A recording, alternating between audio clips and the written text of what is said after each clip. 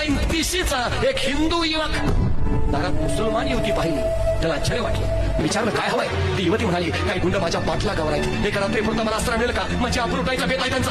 हा युवक म्हटला, निश्चिंत आहे, घर तुझंच आहे. स्वतः दाराशी राखण करत राहतो रात्रभर. हा दाराशी राखण करत बसला, पण राखण करता करता डोक्यात विचार आला, ती मुलगी मुसलमान, मी हिंदू, मी एका हिंदूच्या घरात तिने आसरा मागितलाच कसा. तिला भीती नाही का वाटली.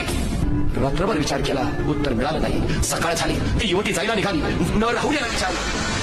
ती युवती म्हणाली, त्या गुंडांच्या तावडीतनं सुटण्यासाठी बेबानपणे मी पळत होते. रात्र तुझ्या घरात मला उजेड दिसला, त्यावरनं मी दारात पुढे आले, पण दार फुटवायच्या अगोदर तुझ्या घराच्या उघड्या खिडकीतून मी हात डोकावून बघितलं, तर तुझ्या घराच्या भिंतीवर मला शिवाजी महाराजांचा फोटो दिसला, आणि मगच मी दार फुटावलं. कारण मला माहिती आहे, ज्या घरात शिवाजींचा फोटो आहे त्या घरात कोणाच्याही अब्रूला धोका नाही. सटकून टाकती राख नव्याने जाग पेटू दे आग मराठी गाथा.